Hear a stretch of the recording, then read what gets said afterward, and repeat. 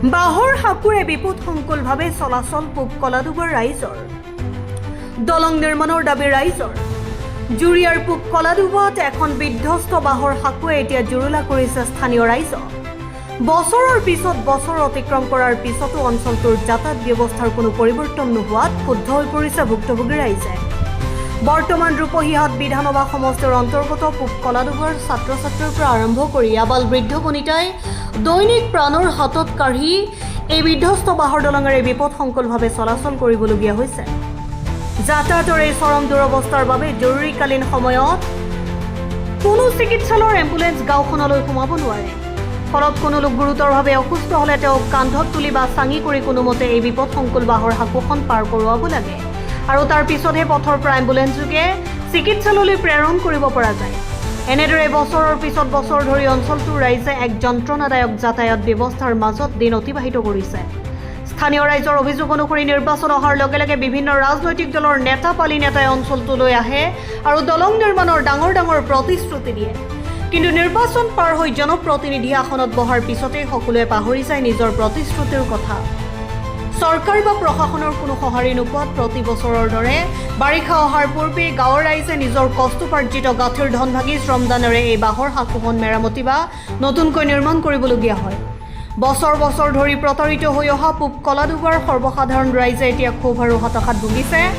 অনতিপলমে উক্ত স্থানত এখন পকী দলং নিৰ্মাণ কৰি গাঁৱৰ যাতায়াত সমস্যা সমাধান কৰিবলৈ স্থানীয় বিধায়ক তথা অসম চৰকাৰৰ ওচৰত ৰাইজে কাতৰ অনুৰোধ জনাইছে। Bureau report SN India 24।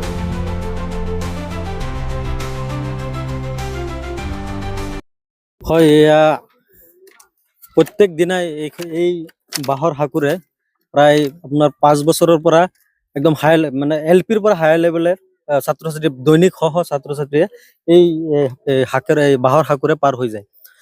আমি আগতে কেইবাবাৰো দুৰ্ঘটনাও ঘটিছে ইয়াত, মানে নাও চাও এনেকে ডুবিছে। তাৰপিছত গাঁৱৰ ৰাইজে মিলাই পেলাই এই বাহৰ সাঁকোখন বনাইছে। তথাপিও ধৰক বানপানী হৈ গ'লে সাঁকো ভাঙি যোৱাৰ এনেকুৱা সম্ভাৱনা থাকে।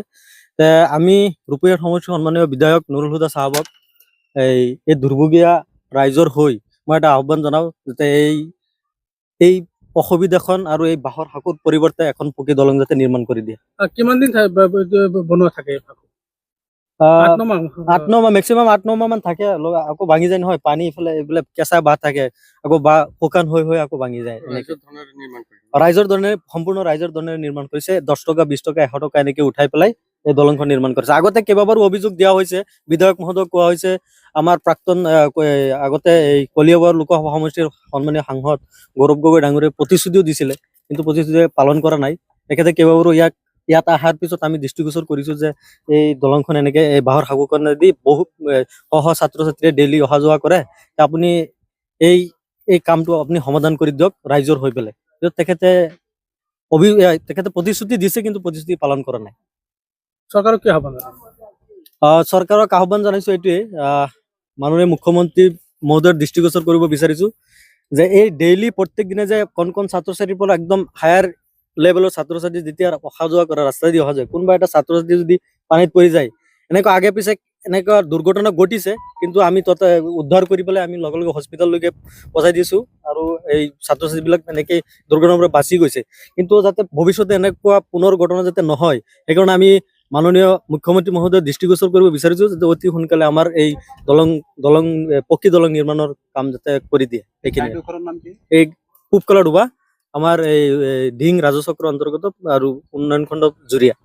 আগতে ডিং সমষ্টিত আছিলে, এতিয়া আপোনাৰ ৰূপহীহাট সমষ্টিত পৰিছে।